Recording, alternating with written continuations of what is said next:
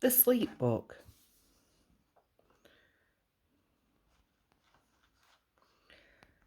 There's Mummy. There's Joshua. This book is to be read in bed. Are we in bed? We snuggled up? We're ready for the story.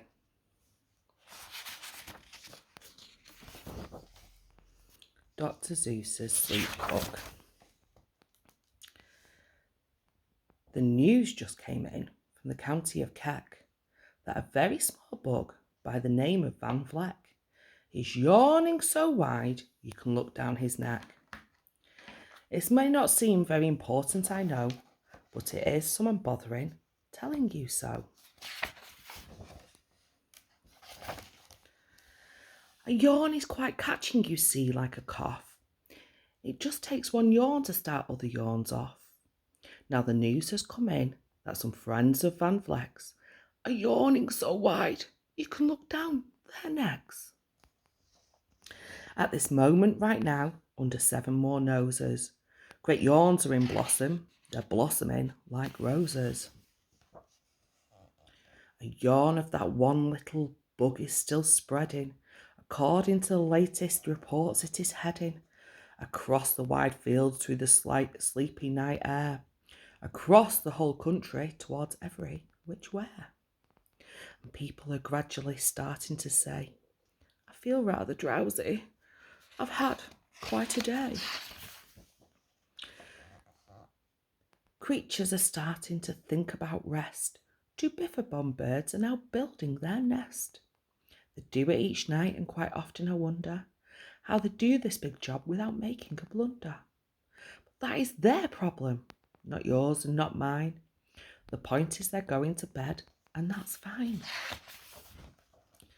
Sleep thoughts are spreading throughout the whole night land. The time for night brushing of teeth is at hand. Up at Herkheimer Falls, where the great river rushes and crashes down crags in great gargling gushes, the Herkheimer sisters are using their brushes. Those falls are just grand for toothbrushing beneath, if you happen to be up that way with your teeth. The news just came in from the castle of Krupp that the lights are all out and the drawbridge is up. And the old drawbridge drawer just said with a yawn, my drawbridge is drawn and it's going to stay drawn till the milkman delivers the milk about dawn. I'm going to bed now, so nobody better come round with a special delivery letter. The number of sleepers is steadily growing. Bed is where more and more people are going. In Culpeper Springs in the Stiltwalkers' Hall, the Stiltwalkers' stilts are all stacked on the wall. The Stiltwalker walkers have called it a day. They're all tuckered out and they're snoozing away. This is very big news. It's important to know, and that is why I'm bothering telling you so.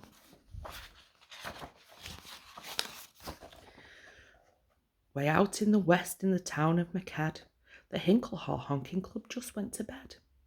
Every horn has been quietly hung on a hook for the night in its own private Hinklehorn nook. All this long happy day, they've been honking about, and the Hinklehorn honkers have honked themselves out. But they'll wake up quite fresh in the morning, and then they'll all start Hinklehorn honking again. Everywhere creatures are falling asleep. The collapsible frink just collapsed in a heap. And by adding the frink to the others before, I'm able to give you the Who's Asleep score. Right now, 40,404 creatures are happily, deeply in slumber. I think you'll agree, that's a whopping fine number. Counting up sleepers, just how do we do it? Really quite simple, there's nothing much to it. We find out how many, we learn the amount by a tele-o-tele, an audio-tele-o-teleo count. On a mountain halfway between Reno and Rome, we have a machine in a plexiglass dome, which listens and looks into everyone's home. And whenever it sees a new sleeper go flop, It jiggles and lets out a biggle ball drop. Our chap counts these balls as they plop in a cup, and that's how we know who's down and who's up. Do you talk in your sleep?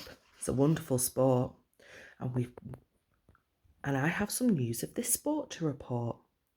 The world champion sleepers Joe and Mo Redsoff have just gone to sleep and they're talking their heads off.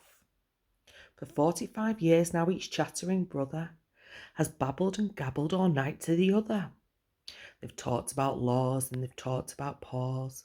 They've talked quite a lot about old Santa Claus. And the reason I'm telling you this is because you should take up this sport. It's just fine for the jaws. Do you walk in your sleep? I just had a report of some interesting news of this popular sport. Near Finningham Fen, there's a sleepwalking group which not only walks, but it walks a la hoop. Every night they go miles. Why they walk to such length? They have to keep eating to keep up their strength. So every so often, one puts down his hoop, stops hooping and does some quick snooping for soup. And that is why they are known as the Hoop Snoop Soup Group. Sleepwalking too are the curious Crandalls, who sleepwalk in hills with assorted size candles. The Crandalls walk nightly in slumbering peace, in spite of slight burns from the hot dripping grease. The Crandalls wear candles because they walk far, and if they wake up, want to see where they are. Now the news has arrived from the Valley of Vale that a Chippendale mupp has just bitten his tail, which he does every night before shutting his eyes. Such nipping sounds silly, but really it's wise. He has no alarm clock, so this is the way he makes sure that he'll wake up at the right time of day. His tail is so long, he won't feel any pain till the nip makes the trip and gets up to his brain. In exactly 8 hours, the Chippendale mupp will at last feel the bite and yell, ouch, and wake up. A Mr. and Mrs. Carmichael Crocs have just gone to bed near the town of Fort Knox, and they, by the way, have the finest of clocks. I'm not at all sure that I quite understand just how the thing works with that one extra hand, but I do know this clock does one very slick trick. It doesn't tick-tock. How it goes is tock-tick. So with ticks in its tocker and tocks in its ticker, it saves lots of time and the sleepers sleep quicker. What a fine night for sleeping from all that I hear. It's the best night for sleeping in many a year. They're even asleep in the Zweibeck Motel, and people don't usually sleep there too well. The beds are like rocks, and as everyone knows, the sheets are too short, they don't cover your toes. So if people are actually sleeping in there, it's a great night for sleeping. It must be the air. It's a great night for snores. I just had a report of some boys who are tops of this musical sport. The snortiest snorers in all our fair land are Snorter McPhail and his Snore band. This band can snore Dixie and Old Swain River, so loud it would make 40 elephants shiver. The loudest of all of the boys is McPhail. He snores with his head in a 3-gallon pail. So they snore in a cave 20 miles out of town. If they snored any closer, they'd snore the town down. Do you know who's asleep out in Funa Laguna? 2 very nice Funa Laguna baboona. We've added them into our who's asleep count, which has grown to a really amazing amount. Exactly 8,808,000 creatures are sleeping. Now, isn't that great? A Jed is in bed, and the bed of a Jed is the softest of beds in the world, it is said. He makes it from pom-poms he grows on his head, and he's sleeping right now on the softest of fluff, completely exhausted from growing the stuff.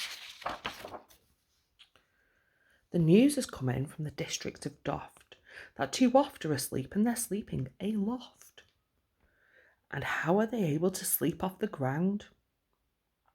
I'll tell you, I weighed one last week and I found That an oft is so light he weighs -1 pound. A moose is asleep, he's dreaming of moose drinks. A goose is asleep, and he's dreaming of goose drinks. That's all well and good when a moose dreams of moose juice, and nothing goes wrong when a goose dreams of goose juice. But it isn't too good when a moose and a goose start dreaming they're drinking the other one's juice. Moose juice, not goose juice, is juice for a moose. And goose juice, not moose juice, is goose for a juice. So when mooses get mouthfuls of juices of gooses, mooses get mouthfuls of juices of gooses, they always fall out of their beds screaming screams. So, I'm warning you now, never drink in your dreams. Speaking of dreaming, I think you should note that the Tumble Tub Club is now dreaming afloat. Every night they go dreaming down Bumbletub Creek, except for one night every 3rd or 4th week, when they stop for repairs because their bumble tubs leak. But tonight they're afloat full of dreams, full of bliss, and that's why I'm bothering telling you this. At the fork of a road, at the Vale of a Fode, 5-foot weary salesmen have laid down their load. All day they've raced round in the heat at top speeds, unsuccessfully trying to sell ziffers off seeds, which nobody wants because nobody needs. Tomorrow will come, they'll go back to their chore. They'll start on the road, ziffers offing once more. But tonight they've forgotten their feet are so sore, and that's what the wonderful, wonderful nighttime is for. Everywhere creatures have shut off their voices. They've all gone to bed in the beds of their choices. They're sleeping in nooks and they're sleeping in cracks, some on their tummies and some on their backs. They're peacefully sleeping in comfortable holes, some even on soft tufted barber shop poles. The number of sleepers is now past the millions. The number of sleepers is now in the billions. They're sleeping on steps, they're sleeping on strings, on floors in mailboxes, ships and keyholes of doors. Every worm on a fish hook is safe for the night. Every fish is in the sea is too sleepy to bite. Every whale in the ocean has turned off his spout. Every light between here and Farfoodle is out. And now adding things up, they are way beyond billions. Our Who's Asleep score is now in the zillions. 99 zillion, 9 trillion 2 creatures are sleeping. Now how about you? When you put out your light, the number will be 99 zillion, 9 trillion and 3. Night night, baby boy. Night night, angel.